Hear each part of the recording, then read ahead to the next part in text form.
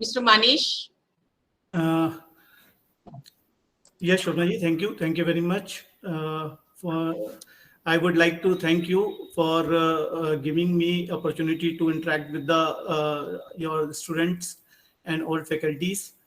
Uh, I give put my presentation here.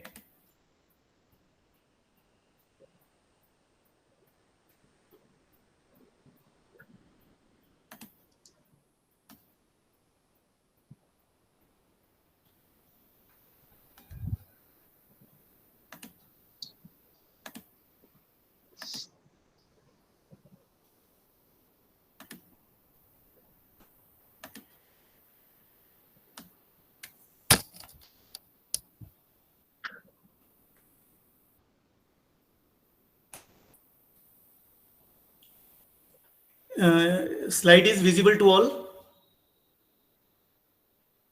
Yeah, it's visible. If you can make it more, in a full screen. Okay. Now, is it okay? Yes, it's okay. Okay. So today I am presenting angel investment, VC funding, financial independence through startup in 21st century. Before starting the session, I will give some brief about me. Myself, Manish Mittal.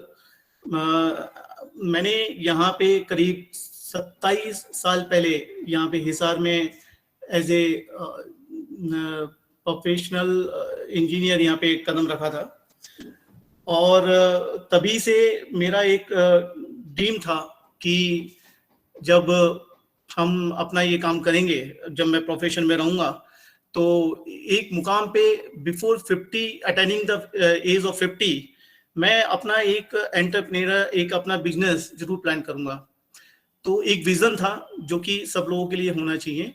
और यहाँ पे मैं जब मैंने यहाँ पे काम शुरू किया तो मैंने पहले लीडिंग ऑर्गेनाइजेशंस हैं, जैसे जिंदल ऑर्गेनाइजेशन है, जिंदल स्टेनलेस और एसआर स्टील, बाकी विराज प्रोफाइल्स जैसी कंपनीज में मैंने as a quality leader lead किया।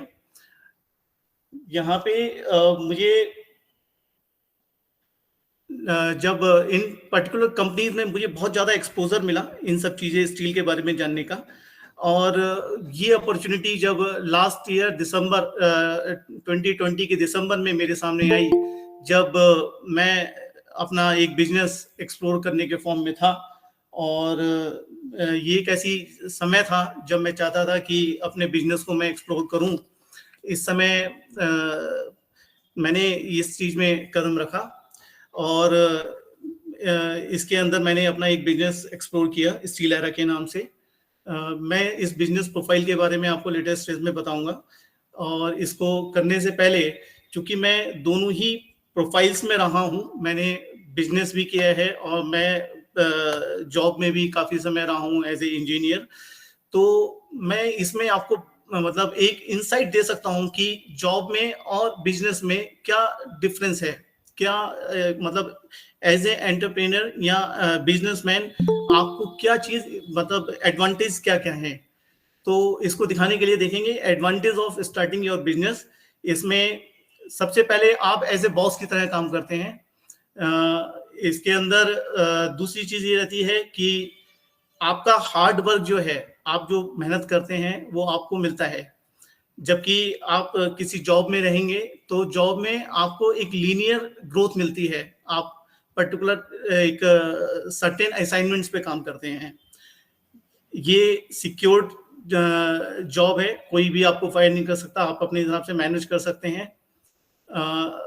इसके अंदर सिक्योर और सेटिस्फेक्शन मेंटल ग्राउंड पे आप फील करते हैं। तो अगर हम देखें तो डिफरेंट एडवांटेजेस हैं, लेकिन अगर डिसएडवांटेज की तरफ देखते हैं तो हमें ये दिखाई देता है कि इसमें रिस्क लेवल इज हाई, हमें फाइनेंशियल इन्वेस्टमेंट्स की भी जरूरत होती है।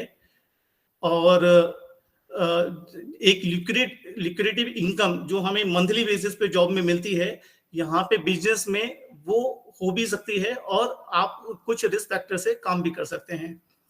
लेकिन यहाँ पे एक ये है कि आपको फ्रीडम होता है ना, काम करने का। तो ये डिफरेंस है जॉब में और बिजनेस में, कि जॉब में जहाँ पे हम पे फ्लेक्सिबल वर्किंग आवर्स नहीं होते हैं, यहाँ पे हम पे फ्लेक्सिबल वर्किंग्स होती हैं। हमारे पास जॉब में लिमिटेड इनकम है, लेकिन यहाँ पे कोई बार नहीं है इनकम का, आप जितनी चाहें इसको एक्सप्लोर कर सकते हैं। आप जॉब में रहते हुए एम्प्लॉयर पे डिपेंड करते हैं, जबकि यहाँ पे इंडिपेंडेंट होते हैं। तो सिर्फ एक इंपॉर्टेंट फैक्टर ये आता है कि जॉब में कोई रिस्क नहीं है, रिस्क इज वेरी मिनिमम, लेकिन वहीं पे बिजनेस में थोड़ा सा रिस्क वगैरह इन्वॉल्व रहता है। तो जब हम किसी बिजनेस को प्लान करते हैं, तो बिजनेस को प्लान करने के लिए हमारे पास कुछ चैलेंजेस आते हैं। तो वो चैलेंजेस क्या क्या हैं कि सपोज कीजिए आपके दिमाग में कोई थॉट आया या आपने कोई एक आइडिया पे वर्क किया, तो उस आइडिया को सबसे पहले आपको वैलिडेट करना होगा कि आपको सेल्फ मतलब आपको रियलाइज करना होगा, सेल्फ सेटिस्फेक्शन लेना पड़ेगा कि ये जो मेरा आइडिया है वर्किंग का, ये पूरी तरह से वायबल है, फिजिबल है और हमें हमारे कस्टमर्स को फुली सूट करता है या नहीं करता है। ठीक है, तो और भी इसमें चैलेंजेस आते हैं, जैसे मनी का, फंडिंग का, हमारी एडुकेट प्लानिंग्स होनी चाहिए, हमें सही समय पे सही आदमी रिक्रूट करने होंगे, क्योंकि हर समय हर चीज की नॉलेज हम लोगों को नहीं हो सकती। हम हो सकता है किसी आईटी की फील्ड में बेटर हैं, लेकिन हमें उतनी नॉलेज हो सकता है कि टेक्निकल साइड में जब हम बात करेंगे बाकी अकाउंटिंग की, इसमें नहीं हो सकती। तो हमें हर फील्ड के एडुकेट आदमी का सिलेक्शन एक यहाँ पे करना होगा। हमें टाइम मैनेजमेंट को रहते हुए पूरा प्रोजेक्ट एक प्लान करना होगा। और सबसे लास्ट और इम्पोर्टेंट पॉइंट जो रहता है हमारा कंफर्ट जोन, कि जॉब में जो हम कंफर्ट फील करते हैं, तो उस कंफर्ट से हमें बाहर निकलते हुए एक कैलकुलेटिव रिस्क में वर्क करना होगा। तो जैसे पहला पॉइंट है मार्केट सर्वे या वायबिलिटी या हमारे आइडिया की फिजिबिलिटी, तो हम लोगों ने अपने इंजीनियरिंग में सब्जेक्ट एक पढ़ा होगा, स्वॉट एनालिसिस।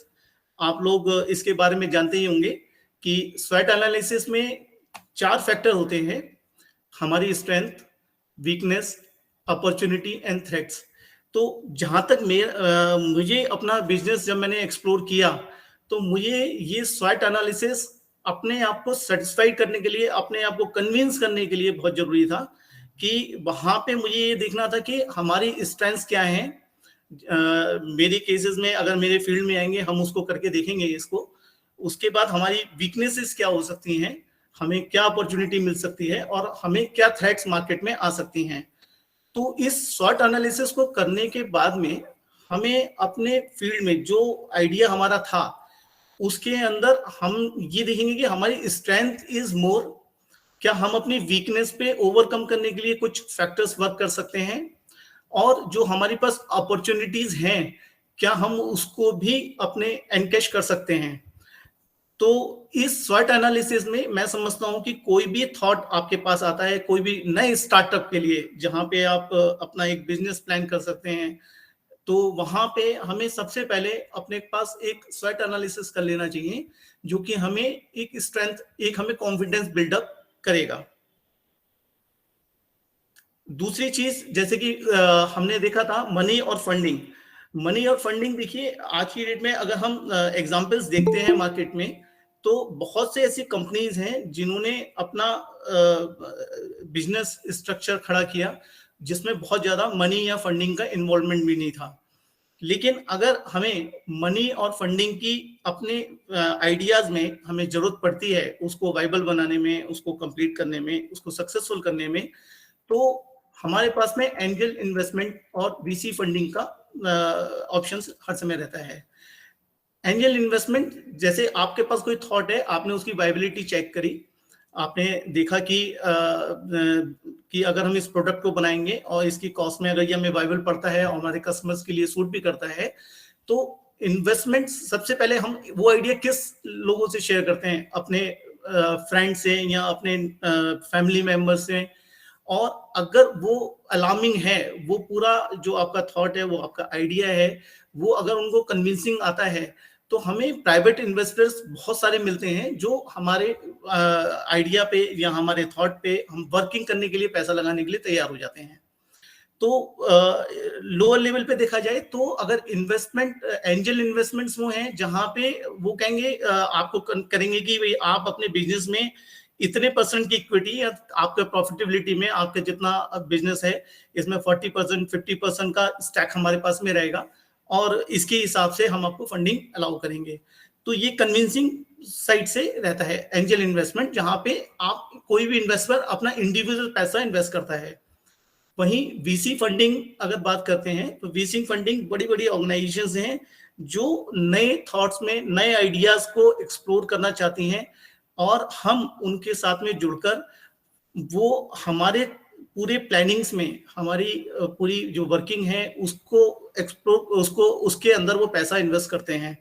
तो ये भी सेम ऐसे ही है कि वो कुछ इक्विटीज वगैरह अपने पास में रखेंगे, कुछ शेयरिंग पोर्शन अपने पास में रखेंगे, और इसके बेसिस पे वो फंडिंग आपको प्रोवाइड करेंगे। तो स्टार्टअप के अंदर अगर हम देखते हैं, अगर आप देखेंगे कि बड़ी बड़ी कंपनीज जो ऑलरेडी आपकी वेल नोन है, उन लोगों ने भी स्टार्टअप फंडेड जो है वीसी फंडिंग के थ्रू किया है। कुछ एग्जांपल्स मैंने आपकी स्क्रीन पे यहाँ पे दिखाए हैं, जैसे एक्सेल पार्टनर्स हैं, तो इसमें स्टार्टअप फंडेड मिंत्रा, बुक माई शो, और ये सब हम सब फ्लिपकार्ट, इसको स्टार्टअप फंडेड जो है वो एक्सेल पार्टनर्स ने किया है। ऐसी बड़ी ऑर्गेनाइजेशन है सिक्योया capital, nexus venture partners, क्लैरी capital, Bloom ventures. तो ये वो ऑर्गेनाइजेशंस हैं जो आपके आइडिया को, आपकी वर्किंग को डिफरेंट पैनल्स में देखते हैं, सुनते हैं। इनका पूरा एक लाइन ऑफ एक्शन है जिसको आप इनकी फॉर्मेलिटीज पूरी करेंगे, और अगर इनको ये आइडियाज पसंद आते हैं तो वो रेडी होते हैं आपके थॉट पे, आपके आइडिया में पैसा लगाने के लिए। तो किसी भी इंडिविजुअल्स को अगर हम कोई प्लान करते हैं, अपना बिजनेस प्लान करते हैं, तो उस केस में फंडिंग बहुत बड़ा एक इशू नहीं रह जाता, यदि हम उसको प्रॉपर वे में, हमारे थॉट में एक यूनिकनेस है, तो हम उसको जरूर एक्सप्लोर कर सकते हैं। अभी मैं अपने बिजनेस के बारे में बात करता हूं कि जैसे मेरा बिजनेस था, और मैंने इस बिजनेस को जब स्टार्ट किया तो मेरा बेसिकली जो आइडिया था वो था designing, manufacturing, installation of stainless steel kitchen, vanity and wardrobes on the project basis. तो ये जो एक आइडिया था, इसके अंदर डिजाइनिंग, चूंकि मैं ऑलरेडी एक मैकेनिकल इंजीनियर हूँ, तो मुझे डिजाइनिंग के बारे में काफ़ी कॉन्फिडेंस था अपने आप में। स्टील के सेक्टर में मैं पिछले 26 साल से जॉब कर रहा था, लीडिंग ऑर्गेनाइजेशंस में जॉब कर रहा था, क्वालिटी का हेड था। तो इस कारण से मुझे भी स्टेनलेस स्टील में या स्टील को किसी को कन्विंस करने में मुझे बहुत ज़्यादा इशू नहीं दिखाई दे रहे थे। ये स्ट्रेंथ थी जो मुझे अपने आप में दिखाई दे रही थी इसके अंदर। फिर प्रोडक्ट जो था वो बिल्कुल यूनिक था। इस प्रोडक्ट के अंदर कहीं पे भी देखिए, आजकल जैसे जितनी भी सिटीज हैं वहां पे बहुत ज्यादा टर्माइट का इशू है।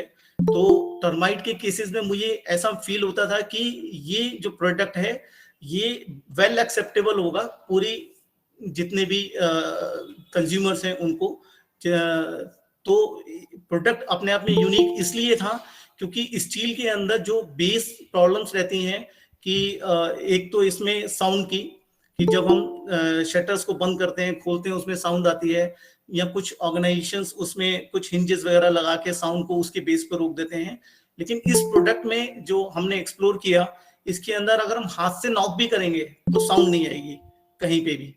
तो एक प्रोडक्ट में यूनिकनेस है, एस्थेटिकली बहुत सुंदर है, ब्यूटीफुल है, और स्टील की स्ट्रेंथ के साथ में है। फिर एक इसमें फीचर था कि कोई भी वेटिंग टाइम नहीं है। हम कोई भी आदमी अगर अपना कंस्ट्रक्शन करता है, मकान का कंस्ट्रक्शन प्लान करता है, तो उसकी पूरे वेटिंग टाइम में पैरेलली किचन फैक्ट्री में तैयार हो जाती है, तो उसके पास में उसका वेटिंग टाइम नहीं है, जिस समय वो फिनिश करेगा उस समय ऑलरेडी इंस्टॉलेशन के मोड में हम लोग भी आ जाएंगे। तो काफी इसके अंदर ये यूनिकनेस थी। और जब हम मार्केट एक्सप्लोर करते हैं तो मार्केट में ये प्रोडक्ट मुश्किल से 1% लोगों को भी अवेयरनेस नहीं थी इस प्रोडक्ट की। तो इस कारण से अगर हम इस प्रोजेक्ट को, अगर मैं 1.5 साल पहले की बात करता हूं, तो और मैं अपने स्ट्रेंथ को मैं सारी राइट डाउन करता हूँ, ये सारी चीजों को। उसके बाद अगर मैं इसके अंदर वीकनेस की बात करूंगा, तो वीकनेस ऐसी हो सकती है कि प्रोडक्ट की कॉस्ट इतनी ज्यादा हो जाए कि कंज्यूमर इसको लेने में हेजिटेट करे।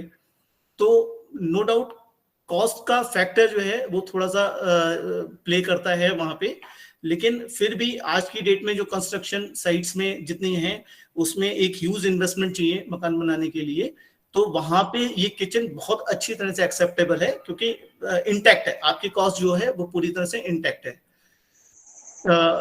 कलर का रेनोवेशन देखें, मतलब स्ट्रेंथ अगर देखते हैं, वीकनेस हमारे लिमिटेड है, सिर्फ number 1 is the cost. And और अगर हम इसको आगे करते हैं, थ्रेट अगर हमें कोई आता है तो यही आता है कि स्टील की कॉस्ट, गवर्नमेंट की पॉलिसीज वगैरह, इन्वॉल्वमेंट्स, इस तरीके से। तो इस पूरे सेटअप में हम एक शॉर्ट एनालिसिस किया, मुझे वायबिलिटी दिखी कि हम इस प्रोडक्ट को अगर मार्केट में लेके आते हैं तो उस कंडीशन में हम सिचुएशन को बहुत अच्छा लीड कर सकते हैं। फिर आती है फंडिंग की बात। तो फंडिंग जब हमने कैलकुलेट किया कि इसमें अगर हम फंड इन्वेस्टमेंट जितना है हमने पूरा लिया, उसका रिटर्न ऑफ इन्वेस्टमेंट कितने समय में आएगा वो कैलकुलेट किया।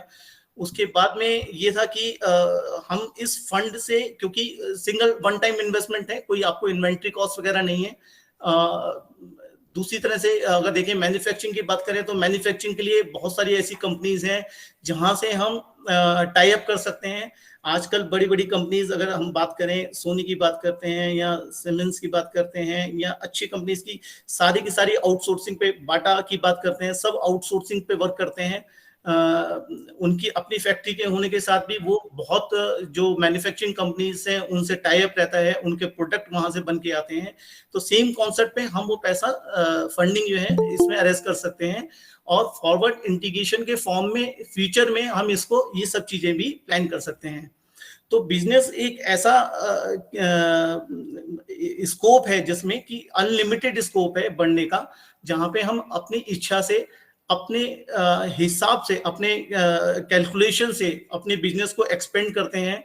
हम अपने थॉट को एक्सपेंड करने के बाद में टीम से एसोसिएट करके उसको स्टेबल करने के बाद में फिर हम दूसरे कॉन्सेप्ट में फर्दर एक्सपेंशन प्लान कर सकते हैं, जिसको हम स्केलिंग भी बोलते हैं।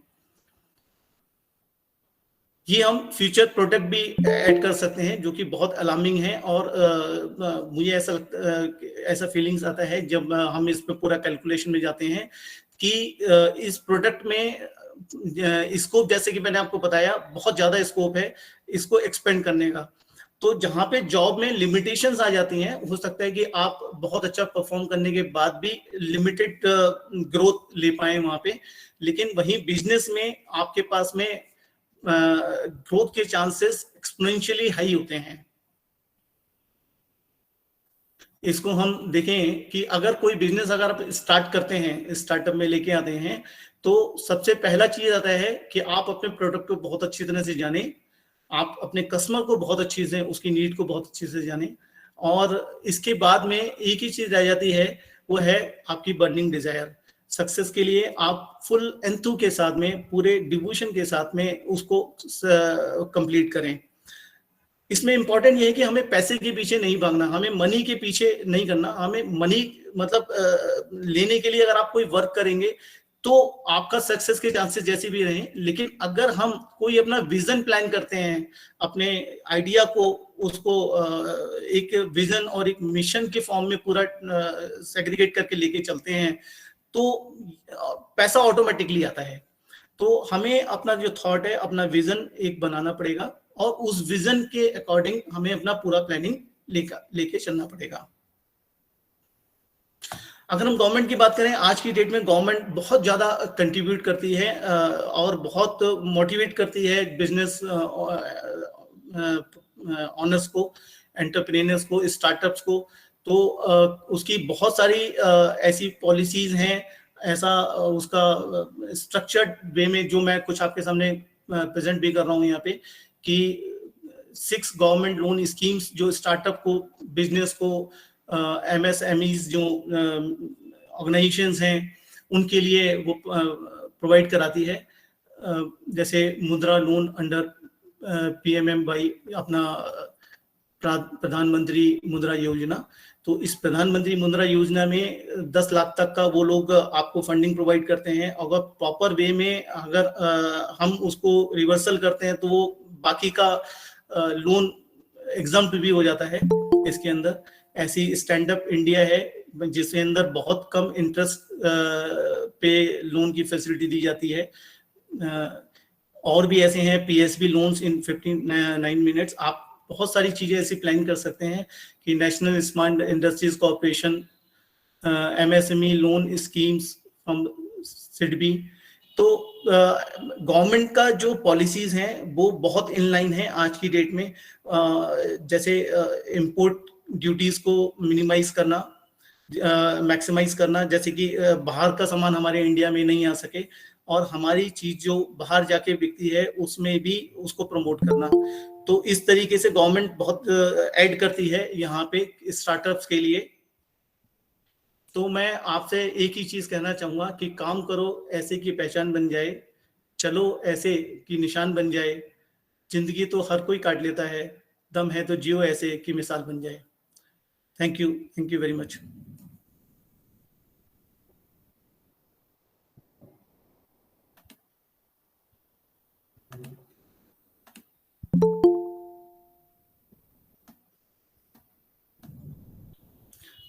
अगर आप कुछ पूछना चाहते हैं तो पूछ सकते हैं।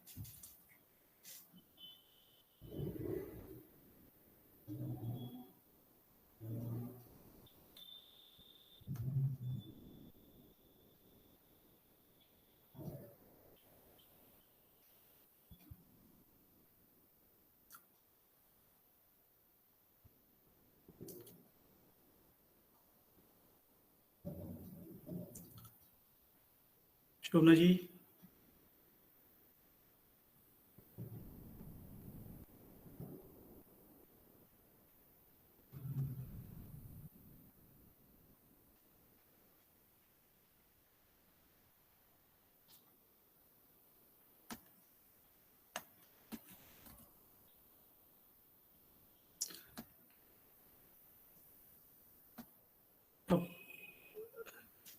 शोभना जी आप ये हैं आप इसमें?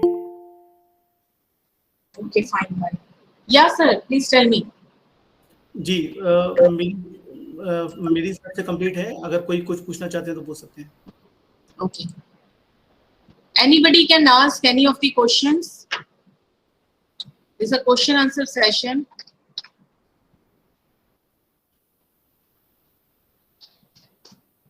Any faculty, any HOD, any dean, any student.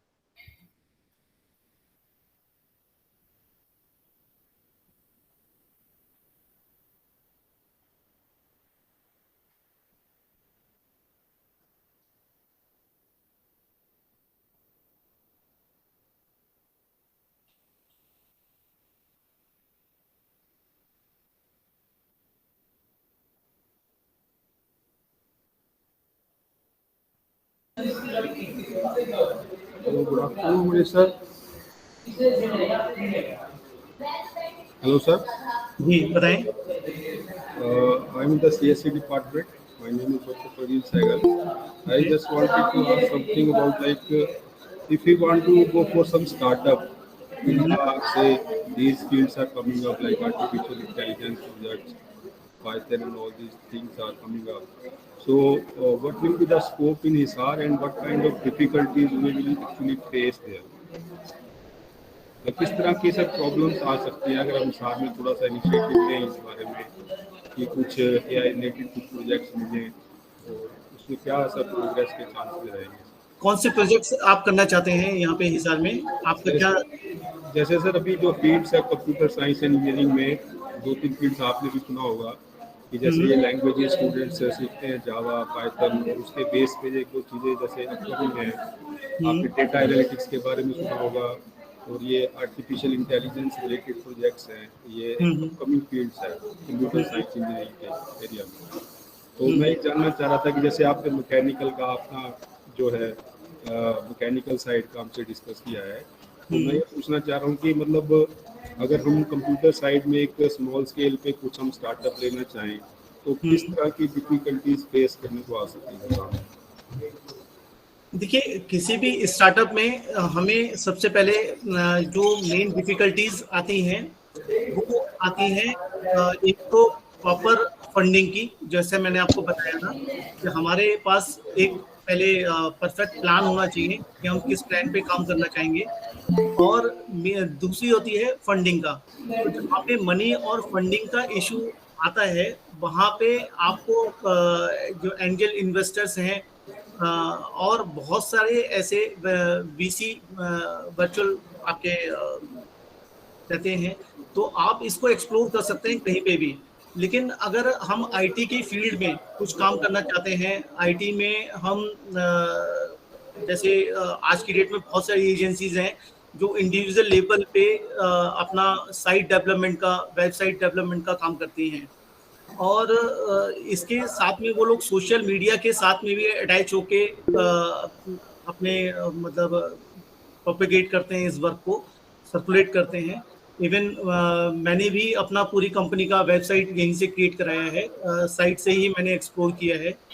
तो स्कोप बहुत है, लेकिन एक आपको पूरा प्लान डिजाइन करना पड़ेगा पूरा अपने हिसाब से, आप किस फील्ड में वर्क करना चाहते हैं, है ना।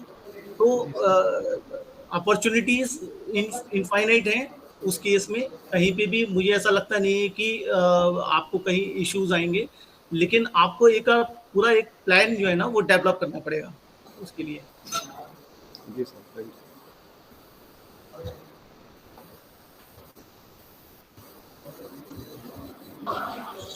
Sir, if you can kindly, as discussed, you can kindly give the more inputs, as I think there is no questions from anybody. If they have, they can write it in the chat box. But if you can give us some more inputs for another 10 minutes, we'll be grateful to you. Thank you.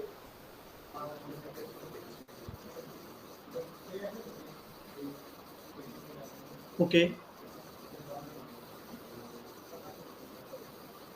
देखिए, business में जो मैंने feel किया कि पूरा जब हम business plan करते हैं तो बिजनेस प्लान करने में हम 3 चीज़ें अपना जरूर प्लान करें इसके अंदर। जब हमारा जो वर्किंग है, देखिए इसके अंदर थोड़ा रिस्क फैक्टर इन्वॉल्व रहता है। इस रिस्क फैक्टर यही इन्वॉल्वमेंट है कि जो चीज़ हम इन्वेस्ट कर रहे हैं वो इंटैक्ट है या नहीं। तो इसके अंदर कंटीजेंसी प्लानिंग्स वगैरह हम लोग ऐड कर सकते हैं कि अगर हम जो इन्वेस्टमेंट कर रहे हैं, जो इन्वेस्ट हम प्रोडक्ट पे लगाते हैं, तो उस इन्वेस्टमेंट को हम कैसे प्रोटेक्ट कर सकते हैं, है ना।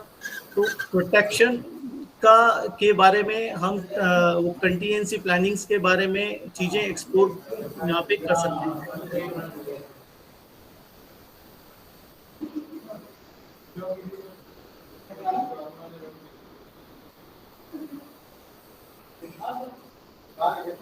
और बिजनेस में हम ये भी प्लान कर सकते हैं कि हमारा डिफरेंट स्टेजेस में हम वर्क कर सकते हैं।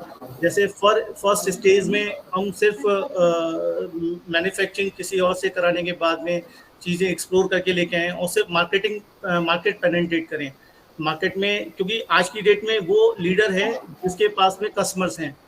तो सबसे पहले हम अपना मार्केट बेस बनाएं, और मार्केट बेस बनाने के बाद में इसके साथ साथ हमें और भी इंफॉर्मेशन, प्रोडक्शन से लेके इंफॉर्मेशन या जो अपना इन्वेंट्री मैनेजमेंट से, वो सब चीज़ें इंफॉर्मेशन बहुत सीधे धीरे हमारे पास में गैदर होती रहती हैं। तो सेकंड स्टेज में हम डिफरेंट स्टेजेस में अपने बिजनेस को प्लान कर सकते हैं। जब फर्स्ट स्टेज में हम किसी से मैन्युफैक्चरिंग करके मार्केट पेनिट्रेट करें, और जब हमें लगे कि हमारे पास सफिशिएंट ऑर्डर्स हैं तो हम बैकवर्ड इंटीग्रेशन में जाएं कि हम उसका कोई एक पर्टिकुलर फॉर्म प्लान कर ले। जैसे मेरे केस में अगर हम यहाँ से हम किसी कंपनी से आउटसोर्सिंग करके मटेरियल को बना के लेके आ रहे हैं, तो उसके अंदर एक पेंटिंग का सेगमेंट है, पेंटिंग के बाद में मैन्युफैक्चरिंग का सेगमेंट है, असेंबलिंग का सेगमेंट है। तो धीरे धीरे एक एक चीज हम अपने पास में ऐड करते जा सकते हैं। तो अगर हम फेजेस में करेंगे तो हमारा इन्वेस्टमेंट बहुत कैलकुलेटिव होगा और रिस्क भी बेयर मिनिमम होगा इस केस में।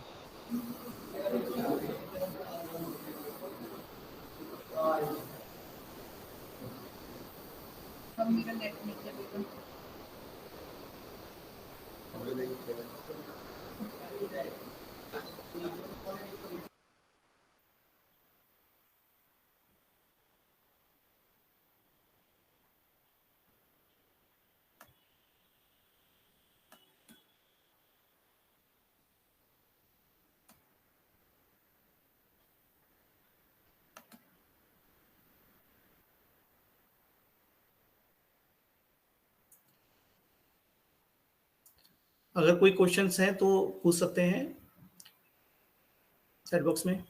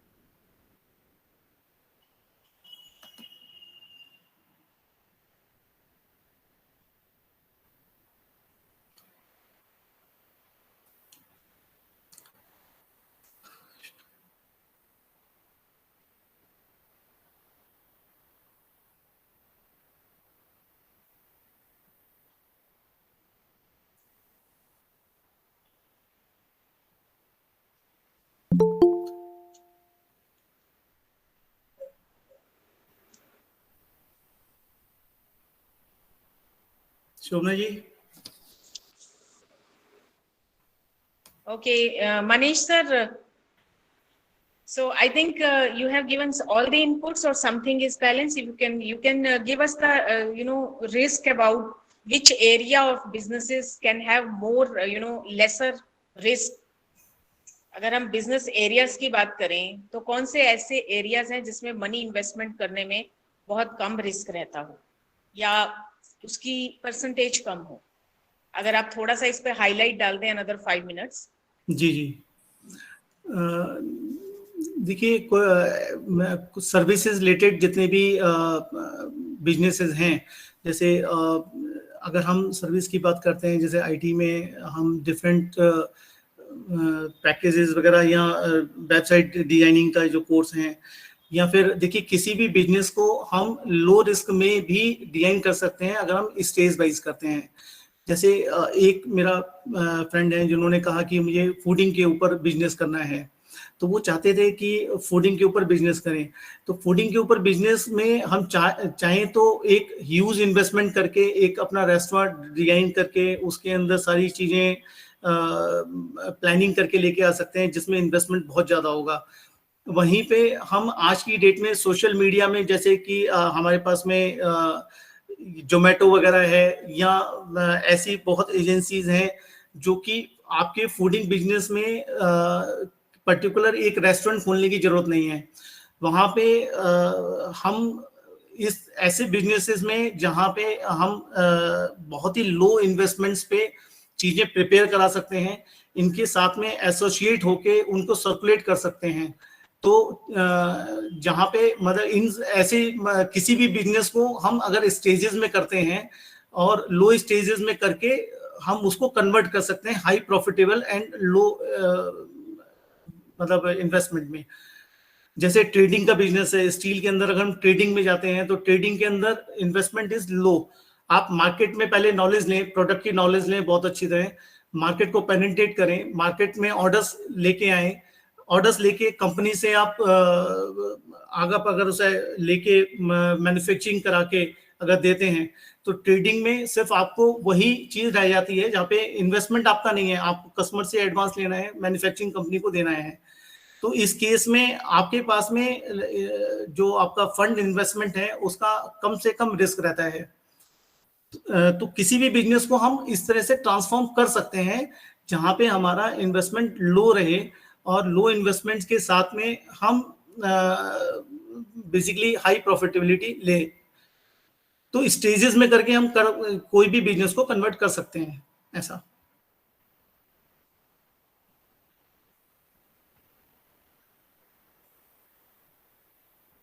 Okay, we have to run the session till 2:30. So any of the faculty or any of the student can raise the question, or either Manish sir can take the initiative from himself to continue the session for till 2:30.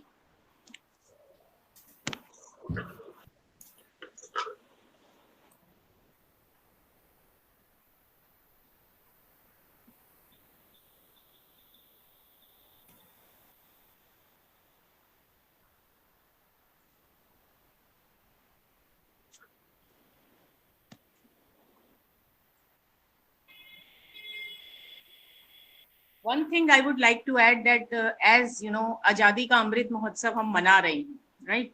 What do you understand by Azadi Ka Amrit Mahotsav?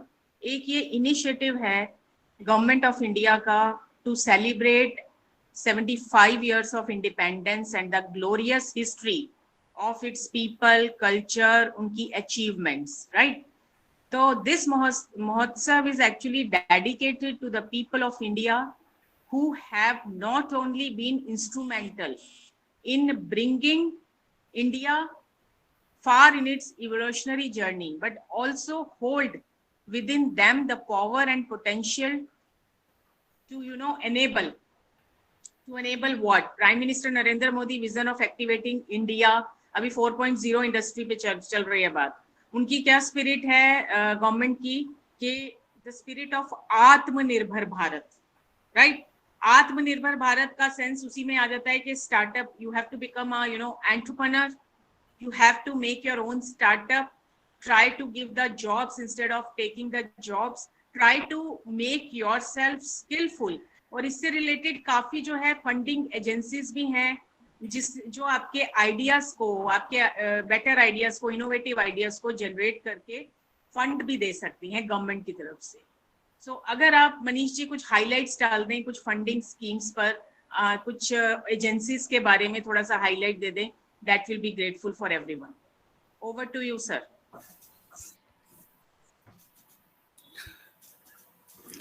देखिए आज की date में funding का जहाँ तक बात है, funding में गवर्नमेंट और प्राइवेट ऑर्गेनाइजेशंस काफ़ी हैं और रिसर्च इंस्टीट्यूट्स भी हैं जो इसमें वर्क करते हैं। तो हम अपने थॉट्स को, अपने आइडियाज़ को पहले हमें ये प्लान करना होगा कि बेसिकली हमारा जो थॉट है जिसमें हम वर्क करना चाहते हैं उसको एक रूपरेखा देनी पड़ेगी, उसको पूरा एक प्लानिंग फॉर्म में लेके आना पड़ेगा। और उस प्लानिंग फॉर्म में लाने के लिए हम उन ऑर्गेनाइजेशंस को, जैसे कि मैंने आपको 10 नाम दिखाए थे इसके अंदर,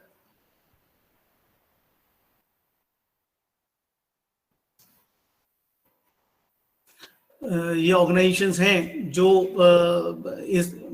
इसके अंदर वेंचर फंडिंग के लिए वर्क करती हैं। और हम अपना प्रपोजल, अगर हम देखिए इंटरनेट पे एक्सप्लोर करेंगे और बहुत सी ऐसी ऑर्गेनाइजेशंस भी आएंगी जिनके लिए हम अपना जो पूरा वर्किंग है, अपना थॉट लेवल है, हम उनको सबमिट करें। तो वो सबमिशन करने पे उस पे उनके डिफरेंट पैनल्स में वर्किंग होती है। वो लोग आपको कॉल करेंगे, पूरा इंटरव्यूइंग करेंगे और डिफरेंट स्केल्स पे आपके आइडियाज को एक्सप्लोर किया जाएगा। तो इस पूरे आइडिया को 3-4 स्टेजेस में देखा जाता है। जैसे कि मैं आपको दिखाता हूँ, इसमें एक होता है pre startup, then startup and after that growth. तो प्री स्टार्टअप जो कॉन्सेप्ट है आपका, जो इनिशियल लेवल पे कॉन्सेप्ट है, इसको हम एक विजन के फॉर्म में, एक मिशन के फॉर्म में हम वर्क करते हैं। विजन हमारी वो है कि हम इस जो हमारा आइडिया है या हमारा थॉट है, हम इसको कितने समय में देखते हैं कि ये किस वे में मतलब मैच्योर होगा। मतलब हमारा विजन क्या है कि कितने समय के अंदर हम किस लेवल पे इसको लेके जा सकते हैं। और मिशन वहां पे आता है जहां पे इस पूरे ऑब्जेक्टिव को अचीव करने के लिए हमको क्या क्या स्टेजेस वगैरह असाइन करनी पड़ेंगी। तो पूरा एक थॉट जो अपना पूरा एक रिपोर्ट जनरेट करके हम इस रिपोर्ट्स को इन एजेंसीज को सबमिट करते हैं, और सबमिशन के बाद में प्रॉपर डेट में आपको कॉल किया जाएगा। आपका पूरे, अगर उनका शॉर्ट लिस्टेड होता है आपका आइडिया, तो वो कॉल करेंगे आपके साथ में, पूरा प्लानिंग डिस्कस होगी उसके बारे में, और फिर टेक्निकल नीड्स के बारे में फर्दर सेकंड लेवल पे डिस्कशंस आएंगे। तो आज की डेट में अगर हम बात करते हैं फंडिंग की, तो गवर्नमेंट जितना इनिशिएटिव ले रही है, और साथ ही साथ में बहुत से ऐसे कंपनीज हैं जो इसमें वर्क करती हैं, तो इसको आसानी से एक्सप्लोर किया जा सकता है।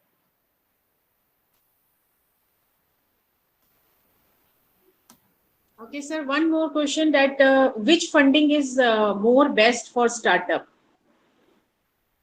As per your knowledge, being a founder of the Steel Era, ji, as per your knowledge, as per your experience, which funding is best for startup? Like we have so many fundings now, incubators, angel investment, venture capital, self-funding, friends and family investor, small business grants. So which is best? If you can give me, क्यों है वो best और कौन सा best है?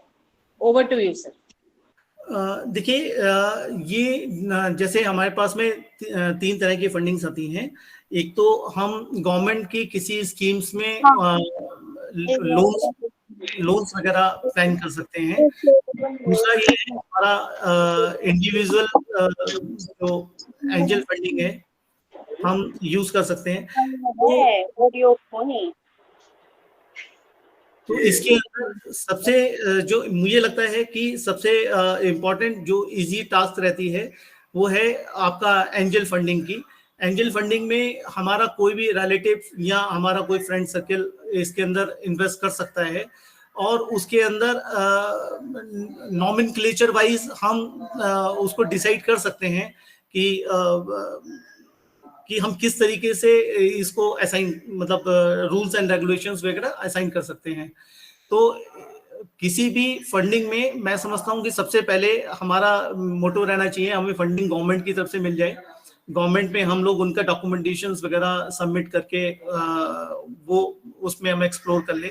लेकिन अगर हमारा कोई ऐसा प्लान है जिसके अंदर एक हाई लेवल ऑफ फंडिंग की रिक्वायरमेंट है, तब हम, या फिर जब हमारा जो हमारा प्लान है वो सीडिंग के फॉर्म में आ चुका है, हमारा जो प्रोडक्ट है, या हम जो कहेंगे कि प्रोटोटाइप, हमने प्रोडक्ट को मार्केट में वैलिडेट किया हुआ है, तो उस प्रोडक्ट के लिए हम वेंचर फंडिंग के लिए भी जा सकते हैं। तो फर्स्ट प्रायोरिटी मैं समझता हूँ छोटे फंडिंग के लिए the best is government funding, second is angel.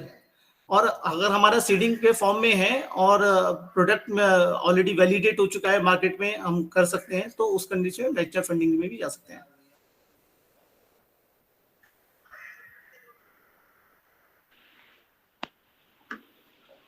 Okay, sir, I think all the faculties, all the students, and even the other members, they get a very good inputs, very good learning from you, sir, Mr. Manesh, sir, about the ways how to raise the capital for startup business, what is actually angel investment, how to invest, where to invest, what are the pros, cons, what are the advantages, disadvantages of business, and as well as your job.